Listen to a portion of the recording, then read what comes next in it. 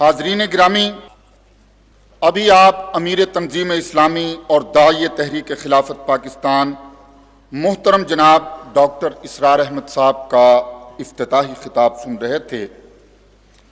اب تشریف لاتے ہیں لیفٹیننٹ جنرل محترم جناب حمید گل صاحب۔ بسم اللہ الرحمن الرحیم۔ محترم جناب ڈاکٹر اسرار احمد صاحب، معزز مہمانان گرامی قدر، علماء کرام، بزرگان دین، معزز خواتین و حضرات، السلام علیکم۔ ڈاکٹر صاحب، آپ کا بہت بہت شکریہ، بہت وقت کے اوپر آپ نے یہ کانفرنس منعقد کی ہے، اور یہاں حاضری سے یہ بات واضح ہو جاتی ہے کہ لوگوں کو کس قدر دلچسپی ہے آپ کی تحریک میں، الحمدللہ۔ پاکستان کا تصور اور پاکستان کی تخلیق کا تحریک خلافت کے ساتھ بہت گہرا رابطہ ہے۔ یہ اتفاق کی بات ہے کہ میرے والد محترم پنجاب خلافت موومنٹ کے عہدیداروں میں سے ایک تھے۔ اس سے پہلے میرے دادا پردادا جو تھے وہ سید احمد بریلوی کے لشکر میں موجود تھے، جو ان کی جمعیت المجاہدین تھی۔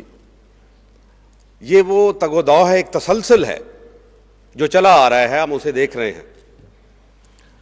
اور جیسا کہ ڈاکٹر صاحب نے فرمایا کہ انہوں نے احادیث کی صورت میں ہمیں بیان کیا کہ یہ تو ایک بشارت ہے، ایک نوید ہے جو انشاءاللہ ضرور پوری ہوگی، اور اس میں دلیل کا عنصر جو ہے وہ بہت کم ہوا کرتا ہے۔ مولانا روم نے کہا تھا کہ گرب استدلال کارے دیں بدے، فخر راضی رازدارے دیں بدے، کہ اگر استدلال دلیل سے لاجیشنز نے اگر دین کے معاملات کو چلانا ہو تو پھر تو فخر راضی جو اپنے وقت کے بہت بڑے لاجیشن تھے وہ معاملات دین کے چلائیں گے۔ تو یہ تو اپنی جگہ بات مسلمہ ہے کہ دین کے معاملات جو ہیں وہ دلیل کی بنیاد پہ نہیں بلکہ ایمان کی بنیاد پہ چلا کرتے ہیں، فیتھ۔ اور فیتھ جو ہے وہ ٹرانسینڈنٹل ہوتا ہے، یعنی ماورا ہوتا ہے، زمان و مکان سے، ہماری دلیل سے، ہمارے علم سے، ہمارے نالج سے۔ وہ تو انہوں نے بیان کر دیا، لیکن میں تو کوئی عالم دین نہیں ہوں، میں تو ایک سپاہی ہوں، لہٰذا میں سپاہیانہ انداز میں کچھ باتیں آپ سے کروں گا۔ پہلی بات تو یہ ہے کہ تحریک خلافت جب یہاں پہ ختم ہوئی تو خود مسلمانوں کے ہاتھوں ختم ہوئی، کوئی اور اس کو ختم نہیں کر سکتا تھا۔ علامہ اقبال چلا اٹھے کہ چاک کر دی ترک نادان خلافت کی قبا۔ 1924 میں خلافت کو ہمارے ہی ہاتھوں ہم نے ختم کیا۔ کاش کہ آج علامتی طور پہ ہی ایک مرکز ہمارا ہوتا، ہماری مرکزیت ہوتی، تو پھر پاکستان بننے کے بعد اور جو میں واقعات آپ کو بیان کروں گا اس کے بعد جو تبدیلیاں آئی ہیں دنیا کے اندر، تو آج ہمارے ہاتھ میں کوئی بہت بڑی چیز ہوتی، اسی کو ہم بڑھا لیتے، لیکن ہمیں از سر نو آغاز کرنا پڑ رہا ہے۔ بہرحال اگر 1924 کو ہم ایک نقطۂ زوال کے طور پہ دیکھتے ہیں ملت اسلامیہ کا، تو پھر وہیں سے نشت ثانیہ ہو جاتی ہے۔ میں نے ایک جو صدی گزری ابھی حال ہی میں، اس کے جو 76 سال 1924 کے بعد کے ہیں، ان کے اندر کیا کیا واقعات رونما ہوئے، اس کی طرف آپ کی توجہ دلانا چاہتا ہوں۔ خلافت موومنٹ ختم ہوئی، اس وقت تقریباً 18 مسلم ریاستیں تھیں، آج الحمدللہ 56 مسلمان ریاستیں ہیں۔ اس وقت مسلمان جو تھے ان کی غلامی انتہا کو پہنچ چکی تھی، آج ہم آزادی کی طرف قدم بڑھا رہے ہیں۔ اس وقت جہاد نام کی کوئی چیز نہیں تھی، آج الحمدللہ جہاد 8 صدیوں کی خوابیدگی کے بعد دوبارہ بیدار ہو گیا ہے۔ اس وقت ایٹمی صلاحیت کی نام کی کوئی چیز ہمارے پاس نہیں تھی، آج اس پاکستان میں ہمارے پاس ایٹمی صلاحیت موجود ہے، اور اسرائیل جو ہے اس کی وجہ سے کانپ رہا ہے۔ یہ مسئلہ امریکہ کا نہیں ہے، یہ اسرائیل کا ہے جو پاکستان کی ایٹمی صلاحیت کو برداشت نہیں کر سکتا، جہاد کو برداشت نہیں کر سکتا. ان کو معلوم ہے, ان کی اپنی بشارتیں ہیں, آرمیگیڈون جس کو کہتے ہیں, کہ وہ ہونا ہے, اور اس لیے وہ اس کے اوپر نظر جمائے, اس کے لیے کام کر رہے ہیں. البتہ ہم ایسا کام نہیں کر رہے جیسا کہ ہونا چاہیے. ان 76 سالوں کے اندر آپ نے دیکھا کہ مسلمانوں کے اندر بیداری پیدا ہوئی, اور سب سے بڑی بات یہ کہ پاکستان مارز وجود میں آیا. ریاست مدینہ کے بعد دوسری ریاست جو اسلام کے نام پہ قائم ہوئی وہ پاکستان, اور اس کی کتنی مماثلت ہے. وہی ہجرت, وہی یہ کہ کسی جگہ کا پتہ نہیں تھا کہ زمین کہاں ہوگی, کون سا علاقہ ہوگا, وہی قسم و پرسی کا عالم, وہی اٹیک, وہی حملے. پاکستان بھی حملوں کی نظر کے زد میں رہا ہے اور زد میں ہے ابھی بھی. وہی صورتحال ہمیں درپیش, تقریباً وہی. لیکن کیا نہیں ہے ہمارے پاس؟ نظم نہیں ہے. ان 76 سالوں کے اندر افغانستان میں الحمدللہ ایک چھوٹی سی قوم نے جو بے سر و سامانی کے عالم میں جس نے جہاد شروع کیا, ایک سپر پاور کو ٹکڑے ٹکڑے پاش پاش کر کے رکھ دیا. اس سے پہلے بھی یہ قوم, کیونکہ جہاد کی روح وہاں زندہ تھی, اسی صدی میں یعنی 1919 میں جو آخری افغان جنگ انگریزوں نے لڑی, اس سپر پاور کو بھی انہوں نے شکست دی. اس وقت برطانیہ سپر پاور ہوا کرتا تھا, اور اب اللہ کے فضل سے ان کے سامنے کھڑے ہو کے ان کی آنکھوں میں آنکھیں ڈال کے انکار کر دیا ان کی ڈکٹیشن لینے سے. تو یہ تیسری سپر پاور بھی جا رہی ہے اسی قوم کے ہاتھوں پہ. اللہ کی حکمت ہے. میں بعض اوقات اس پہ غور کرتا ہوں کہ تاریخ کے طالب علم, اور بالخصوص فوجی تاریخ, عسکری تاریخ کے طالب علم کے طور پہ, کہ 70% جنگیں چھوٹی قوموں نے بڑی قوموں کے خلاف جیتی ہیں. یہ اللہ اپنی عظمت دکھانا چاہتے ہیں کہ میں ہمیشہ نمرود کو مچھر سے مروا دیتا ہوں. جاپان نے رشیا کو مار دیا تھا تو اس کے اوپر بڑا پریس, مغربی پریس نے لکھا تھا جیپ دا جائنٹ کلر, کہ ایک دیو کو مار دیا ہے ایک چھوٹے سے جاپانی نے. تو بات یہ ہے کہ یہ اللہ تعالیٰ اپنی حکمت دکھا رہے ہیں, روشنی دکھا رہے ہیں, بتا رہے ہیں, اپنی نشانیاں بتا رہے ہیں. یہ ساری چیزیں پاکستان کے ارد گرد ہو رہی ہیں. ڈاکٹر صاحب نے اس کے کئی حوالے دیے. یہ کیوں ایسا ہو رہا ہے؟ پاکستان کا محل وقوع کیا ہے؟ پاکستان تہذیبوں کے ٹکراؤ میں کس جگہ کھڑا ہوا ہے؟ ہمارے طرف ایک طرف کنفیوشس کی تہذیب ہے جس کی چائنیز تہذیب کہتے ہیں, نیچے ہندو تہذیب ہے, اور ہمارے مغرب میں خود جس میں شامل ہیں وہ اسلامی تہذیب ہے. اور آج جو پروفیسر سیموئل ہنٹنگٹن کا ایک فیمس تھیسس جس کے اوپر آج نیو ورلڈ آرڈر کام کر رہا ہے, اس کا نام ہے دا کلیش آف سیولائزیشنز.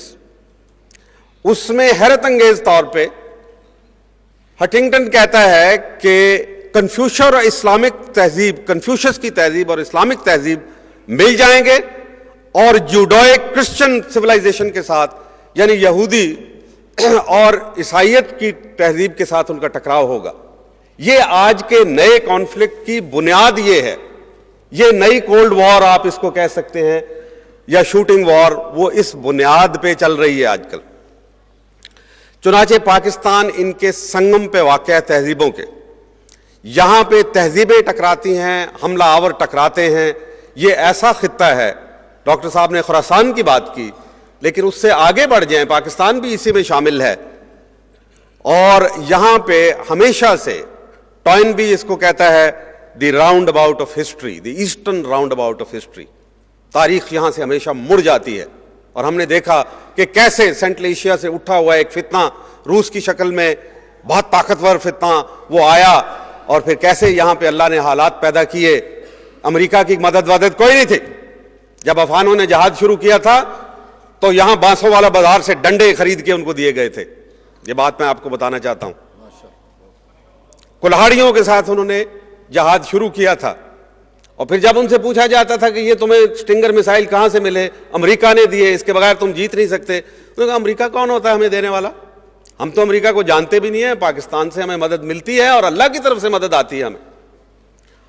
تو پاسباں مل گئے کعبہ کو صنم خانے سے، ہے یہاں فتنہ تعدار کے افسانے سے، پاسباں مل گئے کعبہ کو صنم خانے سے، جب اللہ کو منظور ہوتا ہے تو مل جاتے ہیں وہ۔ تو چنانچہ یہ جو بات ہے کہ پاکستان کیا ہے، یہ سمجھنا بہت ضروری ہے تاکہ ہم خلافت موومنٹ کی جو بات کر رہے ہیں، نفاذ خلافت کی بات کر رہے ہیں، وہ ہمارے سامنے اس کا نقشہ کلیئر ہو جائے۔ پاکستان نیوکلیئر صلاحیت رکھنے والا ملک ہے، پاکستان اسلامک ملک ہے، کنسیپچولی اسلامک ہے، اپنی تخلیق میں اسلامک ہے، اپنے آئین میں اسلامک ہے، کیونکہ اس کا پہلا جملہ قرارداد مقاصد جو شامل کرتا ہے، پاکستان کا مقصد وہ اس میں شامل کیا گیا کہ بلا شرکت غیر اللہ ہمارا حکمران ہے، حاکم اعلیٰ ہمارا اللہ ہے۔ جبکہ سیکولر جمہوریتوں کے اندر یا دوسری جگہوں پہ عوام حکمران ہوا کرتے ہیں، انگلینڈ کے عوام حکمران ہیں، انڈیا کی جمہوریت میں اس کے عوام حکمران ہیں، وہ اپنے نمائندے بھیجتے ہیں، پھر وہ قانون سازی کرتے ہیں۔ لیکن پاکستان کا حکمران اللہ سبحانہ تعالیٰ خود ہے۔ اب مسئلہ یہاں یہ پیدا ہوتا ہے کہ اگر اللہ تعالیٰ حاکم اعلیٰ ہے اور ایک عوامی حکومت ریپبلکن سسٹم میں حاکم اعلیٰ کی حیثیت کیا ہوتی ہے، اس کا فنکشن کیا ہے، کام کیا ہے حاکم اعلیٰ کا؟ حاکم اعلیٰ کا کام ہے قانون سازی، لیجسلیٹ کرنا۔ تو ہمارے سامنے سوال آتا ہے کہ کیا ہمارے حاکم اعلیٰ نے لیجسلیٹ کر دیا فار آل ٹائمز؟ تو آنسر از یس، کہ ہماری لیجسلیشن مکمل ہو چکی ہے۔ لہذا بنیادی پرابلم جو ہے وہ اللہ کی حاکمیت کو ہم قبول نہیں کر رہے، ورنہ یہ سارے مسائل حل ہو جاتے ہیں۔ آج کوئی وجہ ہی نہیں کہ ہمارے مسائل حل نہ ہو جائیں۔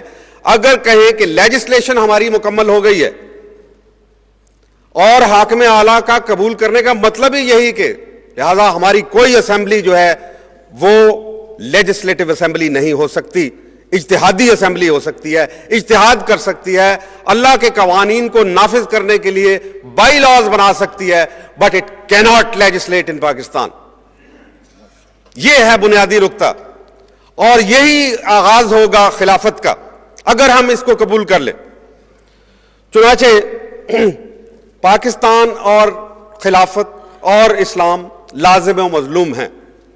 پاکستان کی ناٹ ایگزسٹ وداؤٹ اسلام، اور اسلام کا جو تصور ہے غلبہ اسلام کا وہ خلافت کے بغیر وہ مکمل نہیں ہو سکتا۔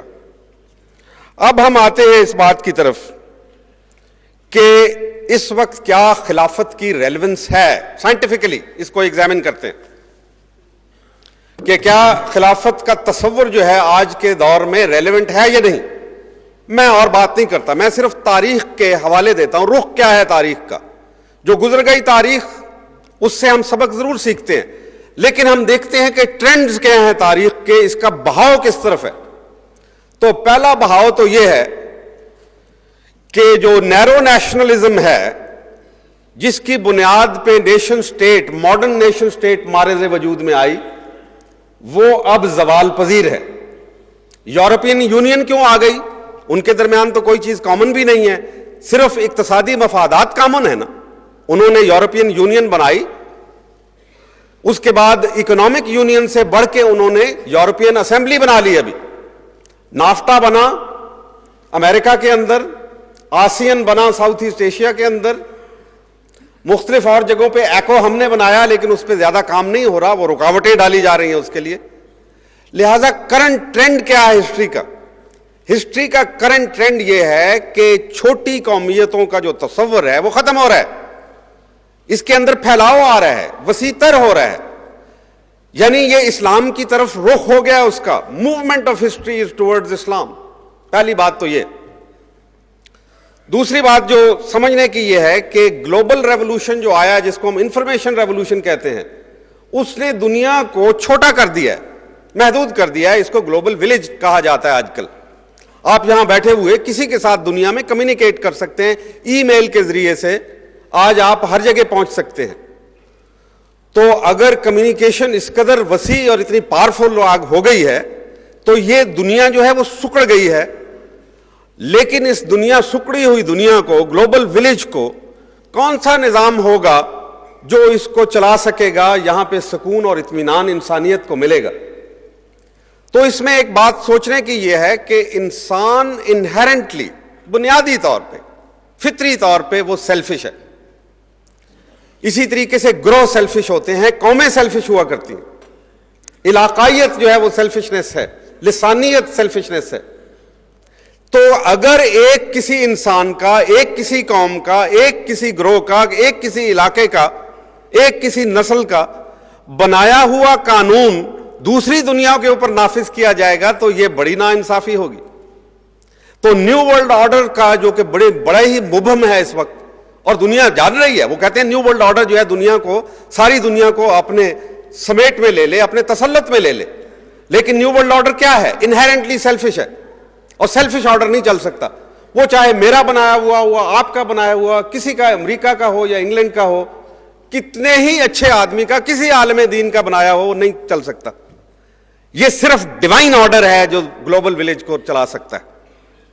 اور ڈیوائن آرڈر کا یہ مطلب ہے کہ آپ نے بالآخر وہ جو وحدانیت کا تصور ہے کہ پوری انسانیت کو ایک وحدت پیدا کیا گیا اور اس کے اوپر ایک ڈیوائن آرڈر چلے گا، تو وہ تو ہے ہی ہمارے پاس، اور کسی کے پاس ہے ہی نہیں۔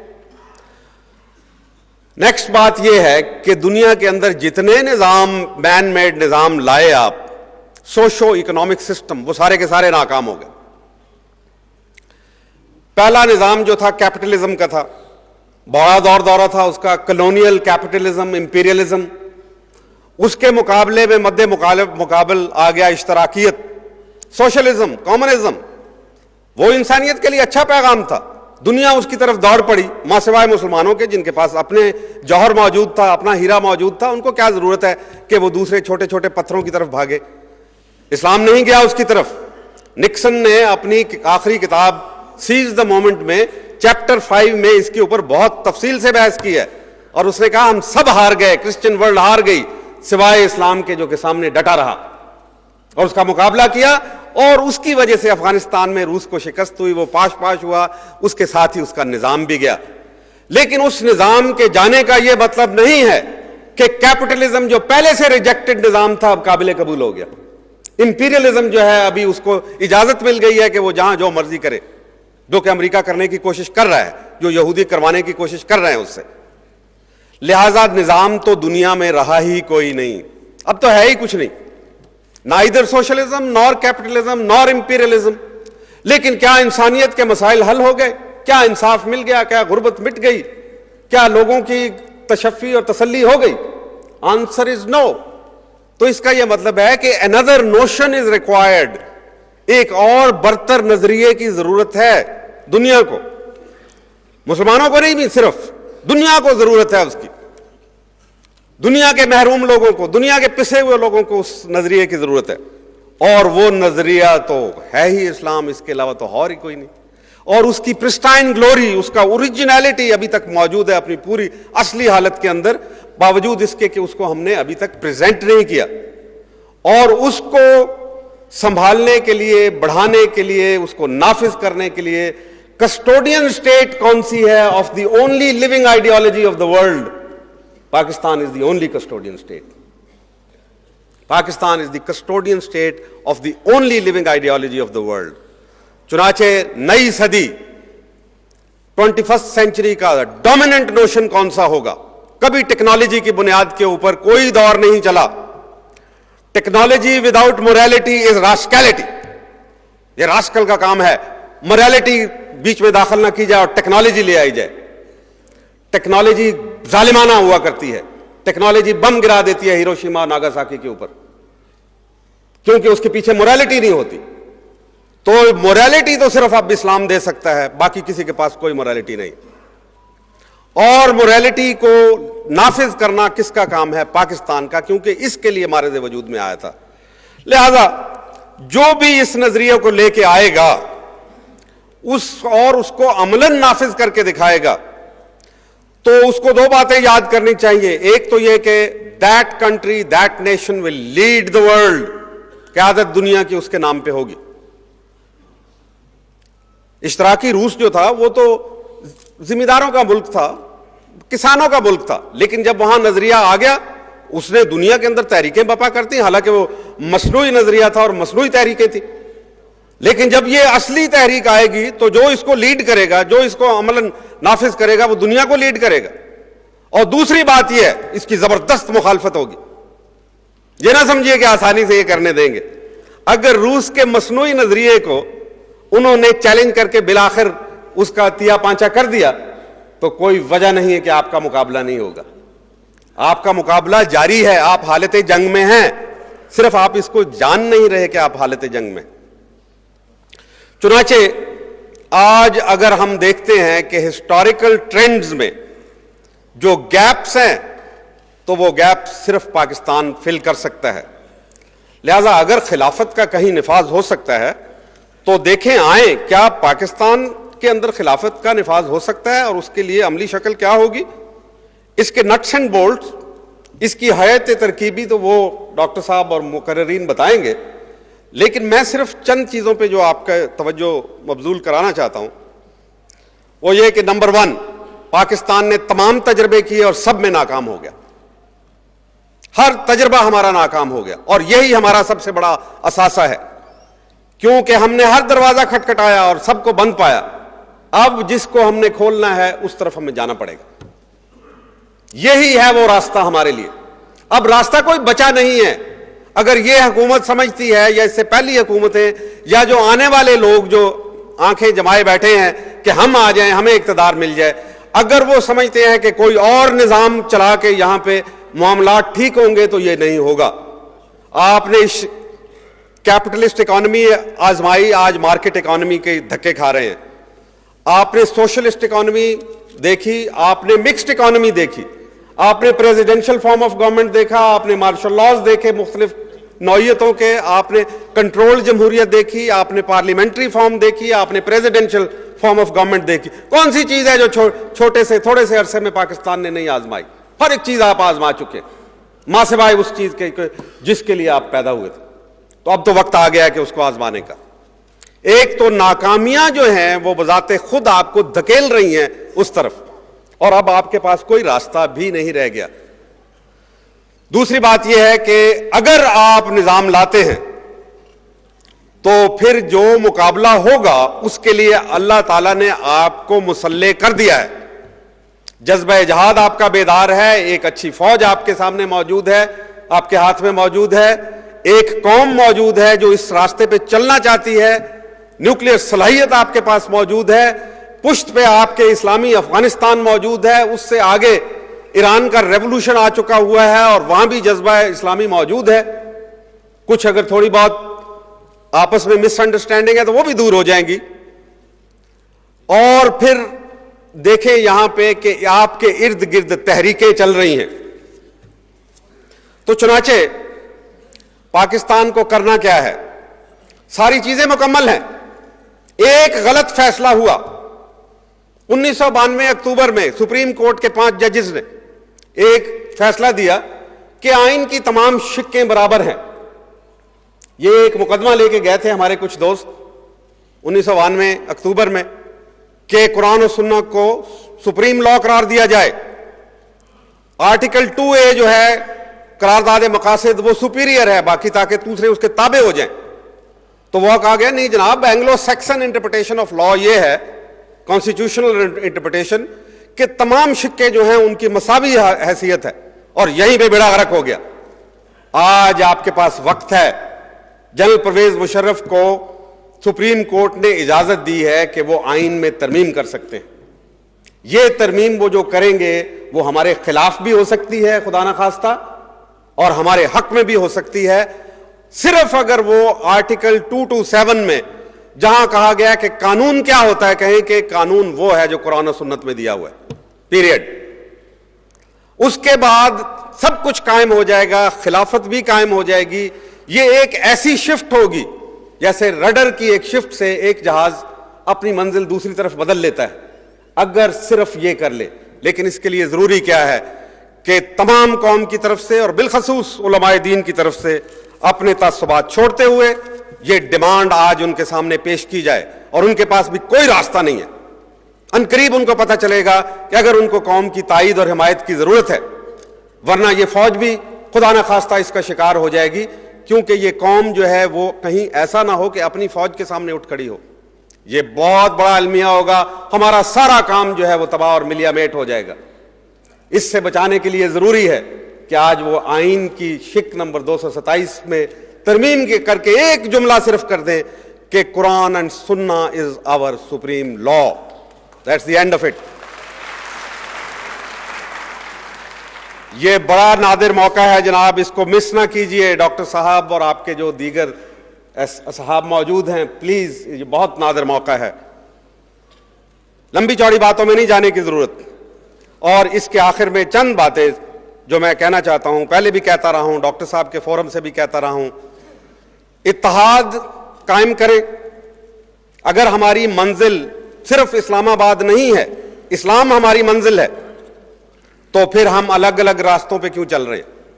اگر تو منزل اسلام آباد ہے، پھر تو سمجھ میں آتی ہے کہ کئی راستے اسلام آباد کو جاتے ہیں، لیکن اسلام کو تو صرف ایک ہی راستہ جاتا ہے، پھر ہم سب چل کے مل کے کیوں نہیں چلتے اس پہ؟ دوسرا، جہاد ہم نے نہیں چھوڑنا. یہ بہت سارا زور پڑ رہا ہے جہاد کے لیے. ہماری دو چیزوں سے ان کو اب تکلیف پہنچ رہی ہے، ہمارا جہاد اور ہماری نیوکلیئر صلاحیت. تیسری چیز، نیوکلیئر صلاحیت. خدا را اگر جب بھی آپ نے نظام لگانا ہو، آپ کو ایک پاورفل ڈیٹرنٹ کی ضرورت ہے، کیونکہ اس ڈیٹرنٹ کے ذریعے سے آپ ایک ڈائیلاگ کھول سکیں گے. میری اسٹریٹجی جو میں نے ورک آؤٹ کی ہے وہ ہے ڈیفائنس، ڈیٹرنس اینڈ ڈائیلاگ. ان کے ناجائز مطالبات کو انکار کر دیں، مزاحمت کریں اس کی، چاہے وہ IMF ورلڈ بینک کے ہوں، چاہے NGOs کو ہمارے اوپر نافذ کرنے کے ہوں، چاہے افغانستان کے اوپر پابندیاں لگانے کے ہوں، چاہے آج ہی کل یورپین امبیسڈرز کا بیان آیا ہوا تھا جو رپورٹیں بھیجی ہیں کہ یہاں پہ مذہبی قوتوں کے خلاف حکومت نرم رویہ ترک کر دے اور اس کے اوپر ان پہ چڑھ دوڑے، مدرسوں کے خلاف ہو یا کسی اور کے، مزاحمت کرے اس کی. یہ ناجائز مطالبات ہیں. نمبر 2، ڈیٹرنس، جہاد کی شکل میں، متحد قوم کی شکل میں اور نیوکلیئر صلاحیت کی شکل میں. یہ ہمارا ڈیٹرنٹ موجود ہونا چاہیے کہ تم اگر ہاتھ لگاؤ گے تو پھر نتائج بھی تم اس کے بھگتو گے.